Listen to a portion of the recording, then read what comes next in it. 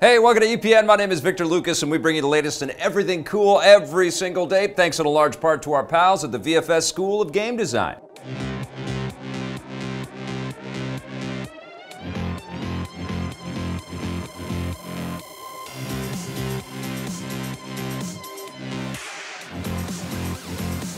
Thank you so much, Vancouver Film School. Now, today's rundown is dedicated to Powder Keg. It's his birthday today. Happy birthday, Powder Keg. We got you this rundown. We might actually get to see the world's greatest detective do some detective work in his next movie. No, not Sherlock Holmes. The new Batman movie from Ben Affleck and director Matt Reeves promises to focus on the detective abilities of the Dark Knight. Speaking with the website New Trailer Buzz during a promotional tour for his latest movie, War for the Planet of the Apes, Matt Reeves revealed that he's going to play up the detective aspects of Batman in the new film. He says that he's approaching the film as an almost noir-driven detective story and also wants to bring audiences inside Batman's head to make them empathize with him like never before. Making a dark film noir-style detective version of Batman sounds very interesting, and we've been waiting a long time to see the character's detective abilities shine on the big screen. Although Batman has done some detective work in previous films, those depictions are frankly not as good as the way his investigative skills are depicted in the comics, and the closest adaptation is probably Batman the Animated Series in the early 90s. Matt Reeves came aboard the new Batman movie earlier this year after star Ben Affleck decided not to direct, and he's expected to dive in now that his work on the new Apes movie has finished. The new Bat film doesn't have a release window yet, but audiences will next see Batman in Justice League, which lands in theaters this November. My turn. The Super Nintendo Classic hasn't arrived yet, but some people already have a reason to celebrate. Following Nintendo's announcement that the SNES Classic will include the never-before-released Star Fox 2, the developers behind the game have held a very long overdue launch party. It was attended by the game's programmer Dylan Cuthbert and several other members of the original dev team, along with their friend Deadly Premonition creator Hidetaka Suehiro, also known as Swery65. Since they finished working on the game more than 20 years ago, better late than never. And they say that the decision to include the game on the SNES Classic was as big a surprise to them as it was to everyone else. Star Fox 2 started development for the Super Nintendo shortly after the first game was released in 1993, and although the sequel was almost complete, Nintendo decided to cancel it to instead focus on Star Fox 64 for their newer and more powerful Nintendo 64 system. The cancellation left the developers heartbroken, and they've been hoping that the game would see the light of day ever since. In a statement released to Kotaku, Dylan Cuthbert says it made his day when he found out that the game was being included on the SNES Classic, and he's looking forward to players finally being able to see all the hard work they put into it. Nintendo hasn't said if they made any changes to the original game since it wasn't quite finished when it was canceled, but expect more details before the SNES Classic hits stores on September 29th. The system will come with a total of 21 pre-installed SNES games, along with 2 controllers, and although Nintendo is promising to make more units available, it will probably still be very hard to find one when it comes out. And if you're looking for a newer Nintendo game, Kirby has got you covered. Nintendo has announced that the 3DS game Kirby's Blowout Blast will gobble up the eShop on July 6th. The game technically isn't completely new though. It's an expanded version of the popular minigame Kirby 3D Rumble, which appeared in last year's Kirby Planet Robobot, and now that it's a full game, it will have bigger stages and boss battles. Nintendo has been releasing a steady stream of Kirby games, with new titles coming every year since Kirby's Epic Yarn was released on the Wii in 2010. This isn't even the first new Kirby game we've gotten this year. Back in April, Nintendo released Team Kirby Clash Deluxe, which was also an expanded version of a minigame from Planet Robobot. Kirby remains one of Nintendo's most popular and iconic characters, so don't expect them to slow down the pace anytime soon.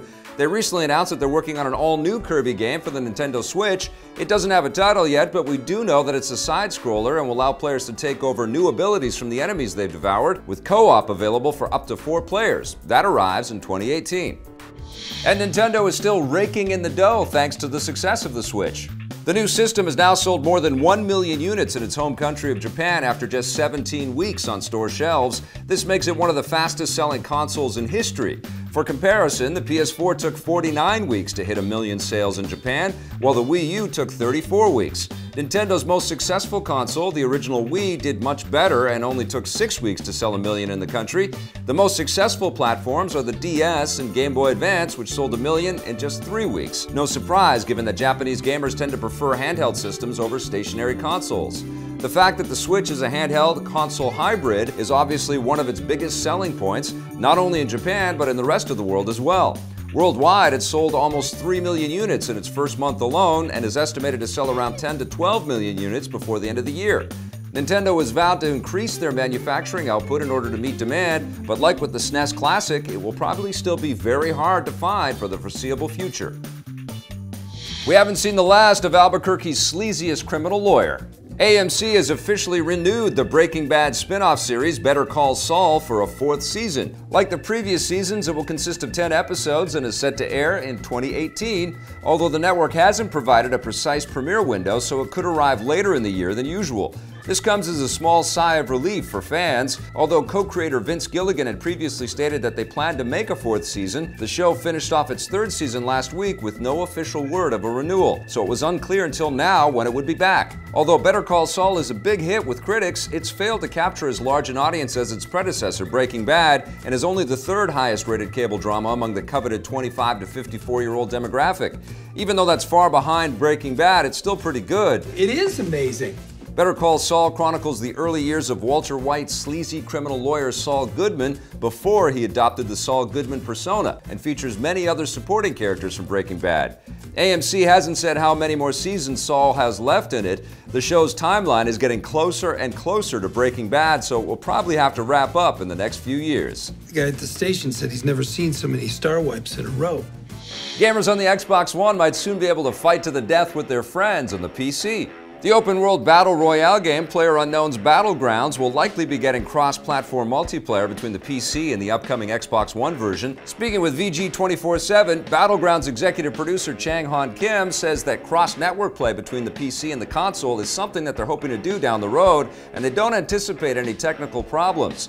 He didn't say if cross-platform will be available right when the Xbox One version launches later this year, so it could come as a post-launch update. Battlegrounds won't be the first big game to do this. Cross-platform has been on the rise lately, and Microsoft has been promoting it between the Xbox One and PC, as well as other systems, most notably with Minecraft. That game is getting cross-platform support later this summer between the Xbox, PC, Nintendo Switch, and mobile platforms, with the only holdout being the PS4. Although it's technically feasible for Sony's system to play with others, Sony has stated that they don't want it, and it doesn't sound like they'll change their mind anytime soon.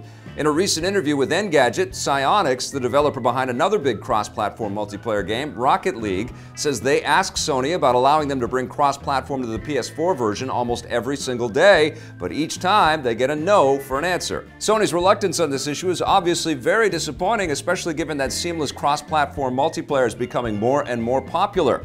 Hopefully they come around.